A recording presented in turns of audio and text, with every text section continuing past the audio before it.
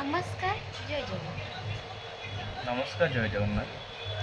ଆଜି ଆଜି ସ୍ୱାମୀ ସ୍ତ୍ରୀ ବସି ବସି ଭାବୁଥିଲୁ କିଛି ଆଧ୍ୟାତ୍ମିକ ବିଷୟରେ ଚିନ୍ତନ କହିବାର କିଛି ଭାବୁଥିଲୁ ଯେ ଦୁନିଆରେ ଲୋକ ବହୁତ କିଛି ବହୁତ କ'ଣ କହୁଛନ୍ତି। ମୁଁ ସ୍ୱାମୀ ସ୍ତ୍ରୀ ବସି ବସି ପ୍ରଭୁ ଜଗନ୍ନାଥଙ୍କ ବିଷୟରେ କିଛି ଭାବୁଥିଲୁ, ଦେଖୁଥିଲୁ। ତା ଦେହରୁ କିଛି ବହୁତ କିଛି ଜାଣିବା ବି ପାଇଲୁ, ଯେଉଁଟା ଆପଣମାନଙ୍କୁ ଆମେ ସେୟାର କରିବା ପାଇଁ ଚାହୁଁ। ଆପଣ ଜାଣିଥିବେ କି ନ ଜାଣିଥିବେ ମୁଁ ଜାଣିନି, କିନ୍ତୁ ସମସ୍ତେ ଜାଣିଥିବେ ଯେ ଜଗନ୍ନାଥ ମନ୍ଦିର କିଏ ନିର୍ମାଣ କରିଥିଲେ।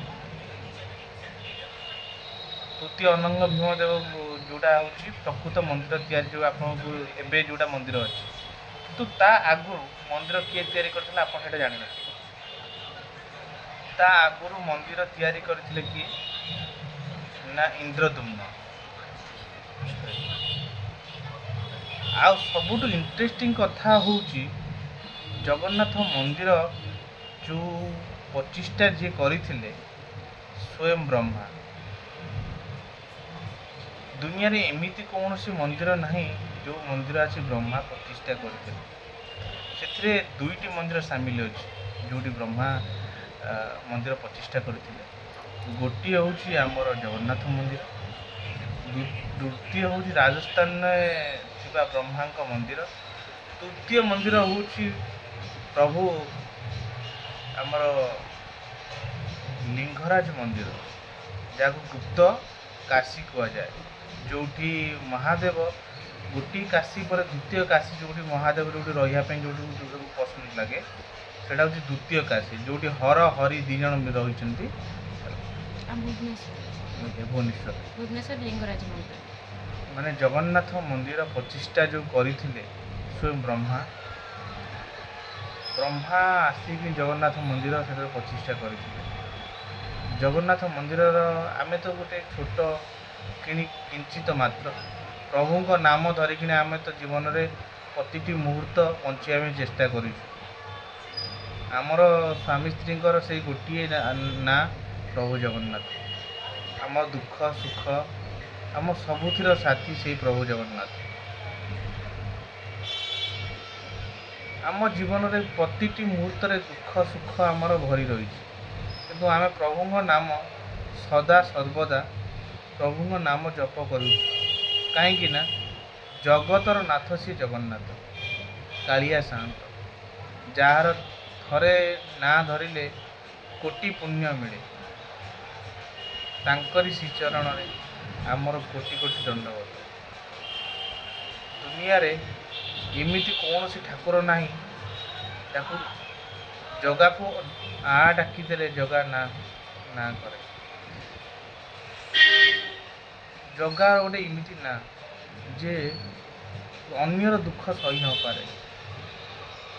ମୁଁ ସେଇଆ ଚାହୁଁଛି ଆଜି ସେ ଜଗା ବିଷୟରେ କିଛି ଆମେ ସ୍ୱାମୀ ସ୍ତ୍ରୀ ବସି ଭାବୁଥିଲୁ, ଚିନ୍ତା କରୁଥିଲୁ। ତ ମୋ ସ୍ତ୍ରୀ ବସି ବସି ଜ୍ୟୋତି କହିଲେ, ଆଜି ତୁମେ ଗୋଟେ ଆଧ୍ୟାତ୍ମିକ ବିଷୟରେ ଗୋଟେ କିଛି କହୁନା। ତୁମେ ସବୁବେଳେ ଆଧ୍ୟାତ୍ମିକ ବିଷୟରେ ଚିନ୍ତନ କରୁଛ, ସବୁବେଳେ ଭାବୁଛ, ସବୁବେଳେ କିଛି ଦେଖୁଛ, ତା ବିଷୟରେ କିଛି କହିଲେ ଆମର ଦର୍ଶକମାନଙ୍କୁ ଯଦି ଭଲ ଲାଗେ ଆପଣଙ୍କ କଥା। ମୁଁ କହିଲି ଠିକ୍ ଅଛି, ଯେଉଁଟା ତୁମେ କହୁଛ, ତୁମ କଥା ମୁଁ ନିଶ୍ଚିନ୍ତ ସେଇଟା ଗ୍ରହଣ କଲି। ତୁମ କଥାରେ ମୁଁ ସେଇଟା ଶୁଣି କିଛି ନା କିଛି କହିବି। ଏଇଟା ଭଲ ହେଉ କିମ୍ବା ଖରାପ ହେଉ ସେଇଟା ଆପଣଙ୍କୁ ମତାମତ କହିବି। କିନ୍ତୁ ଏତିକି ଗୋଟିଏ କଥା, ଜଗନ୍ନାଥ ମନ୍ଦିର ବହୁତ ପୁରାତନ ପ୍ରାଚୀନ। ଆମେ ସମସ୍ତେ ଜାଣିଛୁ ଏବେ ଯେଉଁ ଜଗନ୍ନାଥ ମନ୍ଦିର ଅଛି ତାକୁ ତୃତୀୟ ଅନଙ୍ଗ ଭୀମ କରିଥିଲେ, କିନ୍ତୁ ତା ଆଗରୁ ଜଗନ୍ନାଥ ମନ୍ଦିର ସିଏ ଇନ୍ଦ୍ରଦ୍ୟୁମ୍ନ କରିଥିଲେ। ଯେତେବେଳେ ବାଲିର ପୋତି ହେଇଯାଇଥିଲା, ତାପରେ ଆଜ୍ଞା ଅନଙ୍ଗ ଭୀମ ସେ ମନ୍ଦିର ଭଙ୍ଗ ମାନେ ଭାଙ୍ଗି ଯାଇଥିଲେ। ହଁ, ତାକୁ ଆଉଥରେ ତାକୁ ତିଆରି କରିଥିଲେ। ବୁଝିପାରିଲେ? ଆଉ ମନ୍ଦିର ଆପଣ ତ ସମସ୍ତେ ଜାଣିଥିବେ ଯେ ମୂର୍ତ୍ତି ସ୍ୱୟଂ ବିଶ୍ୱକର୍ମା ଆସି କରିଥିଲେ ଭଗବାନଙ୍କ ଜଗନ୍ନାଥଙ୍କ ମୂର୍ତ୍ତି।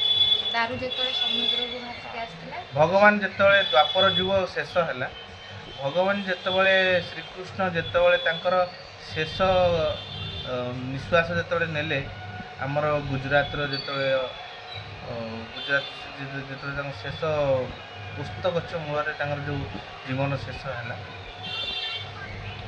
ତ ସେଠୁ ସେ ତାଙ୍କୁ ଯେତେବେଳେ ପଞ୍ଚୁ ପାଣ୍ଡବ ଭଗବାନଙ୍କୁ ଜାଳିଦେଲେ, ତାଙ୍କର ନାଁ ବି ଯେଉଁଟା ପାଣିରେ ଭସେଇ ଦେଇଥିଲେ, ସିଏ ଗୋଟେ ଦାରୁ ରୂପରେ ଆସି ଜଗନ୍ନାଥ ସମୁଦ୍ର କୂଳ ପାଖରେ ରାଜାଙ୍କ ସହିତ ସ୍ୱପ୍ନାଦେଶ ହେଲା, ଜଗନ୍ନାଥ ମୂର୍ତ୍ତିଟା ଇଏ ହେଲା।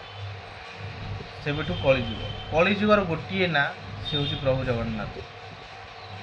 ଯେ ଦୁଃଖ ସୁଖ ଆମେ ସେତିକି ଧନ୍ୟ ନିଜକୁ ମନେ କରୁଛୁ, ଆମେ ସେଇ ଉତ୍କଳ ମାଟିର ମଣିଷ, ଯେଉଁ ମାଟିରେ ଭାଇ ଭଉଣୀ, ମା ବାପା, ସ୍ୱାମୀ ସ୍ତ୍ରୀ ସମସ୍ତେ ସମସ୍ତଙ୍କୁ ସମ୍ମାନ, ସଂସ୍କାର, ପରିବାରକୁ ସେତିକି ସତ୍ ଚିନ୍ତନ ଦେଇକିଣି ସେମାନେ ମଣିଷକୁ ଭଲ ଭାବରେ ଗଢ଼ିଥାନ୍ତି। ମୋର ଏତିକି କଥା କହିବାର ଯେ ପ୍ରଭୁ ଜଗନ୍ନାଥ ଯାହାର 60 ପଉଟି ଭୋଗ, ଯାହା ଲୋକ କହନ୍ତିନି ଭାତ, ମଣିଷ ଭାତ, ସେ ଭାତକୁ ଆମେ ଚାଉଳରୁ ଭାତ ହୁଏ, ଭାତରୁ ସେ ନିର୍ମାଲ ହୁଏ।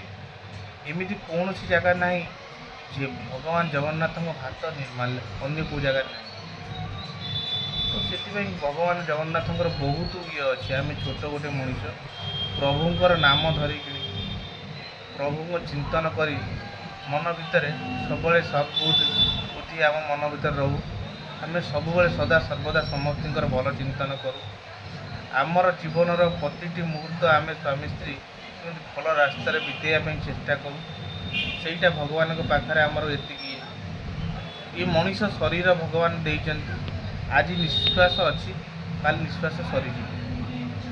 ଆମେ ଯଦି କିଛି ସତ୍କର୍ମ କରି ଚାଲିଥିବା, କିଛି ଭଲ କର୍ମ କରିଥିବା, ତ ଜୀବନରେ ନିହାତି ଆମେ କିଛି ଭଲ, ଲୋକ ମଲା ପରେ ବି ଲୋକ କହିବେ ଏ ମଣିଷଟି ଭଲ କର୍ମ କରିଥିଲା।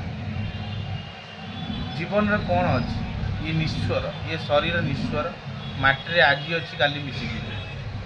ସବୁବେଳେ ଚାହିଁବା ଯେ କିଛି ଭଲ କର୍ମ କରିବା, ଭଲ କାର୍ଯ୍ୟ କରିବା, ଯାହା ଆମକୁ ଅନ୍ୟଠୁ ଭିନ୍ନ କରିବ। ବାସ୍ ସେଇ ବିଷୟରେ ଆମର ଛୋଟ ମୋଟ କଥା।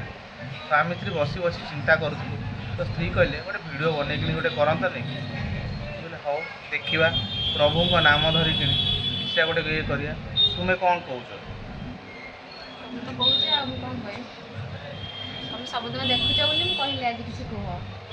ମୁଁ ତ ସେଇ ଜଗାକୁ ସବୁବେଳେ ଦେଖେ, ଚିନ୍ତା କରେ। ମୋ ଜୀବନର ପ୍ରତିଟି ମୁହୂର୍ତ୍ତ ସେଇ ଜଗା ଉପରେ ଛାଡ଼ି ଦେଇଛି।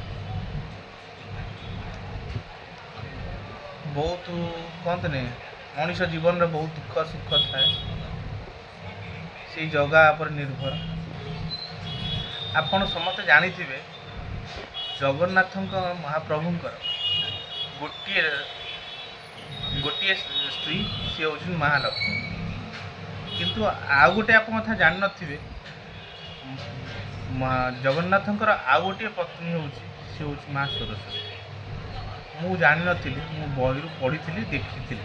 ଯଦି ଏଇଟା ଭୁଲ ହେଇଥିବ ଆପଣ ମୋତେ କମେଣ୍ଟ ମାଧ୍ୟମରେ ଜଣାଇବେ, ଠିକ୍ ହେଇଥିବ ଆପଣ ମୋତେ ସେ ବିଷୟରେ ଜଣାଇବେ, ଅବଗତ କରିବେ।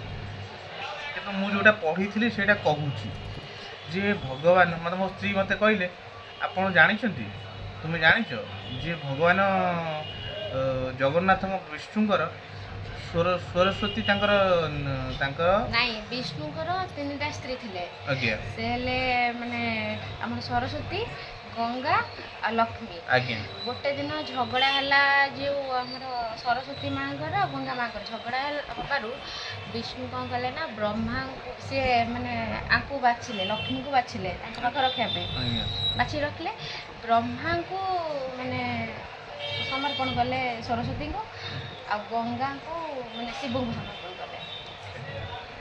ତ ଏବେ ବି ଜଗନ୍ନାଥ ମନ୍ଦିରରେ ଆପଣ ଦେଖିବେ, ସେଥିପାଇଁ ବ୍ରହ୍ମାଙ୍କ ସ୍ତ୍ରୀ ହେଲେ ସରସ୍ୱତୀ, ଆଉ ଶିବଙ୍କର ହେଉଛି ଜଟାରେ ରହୁଛନ୍ତି ଗଙ୍ଗା, ଆଉ ଲକ୍ଷ୍ମୀ ରହୁଛନ୍ତି ଆମର। କିନ୍ତୁ ଜଗନ୍ନାଥ ମନ୍ଦିରରେ ମା ସରସ୍ୱତୀଙ୍କର ମନ୍ଦିର ଅଛି, ଲକ୍ଷ୍ମୀଙ୍କ ମନ୍ଦିର ପାଖରେ।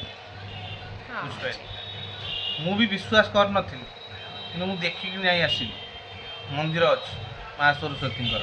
ଆପଣ ଯଦି ଜଗନ୍ନାଥ ମନ୍ଦିର ଯଦି ଯାଇଥିବେ ଆପଣ ଥରେ ଯାଇ ଦେଖିବେ ଯେ ମା ସରସ୍ୱତୀଙ୍କ ମନ୍ଦିର ସେଠି ଅଛି କି ନାହିଁ। ରହୁଛି। ଜୟ ଜଗନ୍ନାଥ। ଆଉ ଗୋଟେ ଆଧ୍ୟାତ୍ମିକ ବ୍ଲକ୍ ନେଇକିଣି ଆମେ ସ୍ୱାମୀ ସ୍ତ୍ରୀ ପୁଣି ଆପଣମାନଙ୍କ ସାମ୍ନାରେ ଆସିବୁ ଦେଖା। ଜୟ ଜଗନ୍ନାଥ। ଏତିକି। ନମସ୍କାର। ଜୟ ଜଗନ୍ନାଥ। ଜୟ ଜଗନ୍ନାଥ।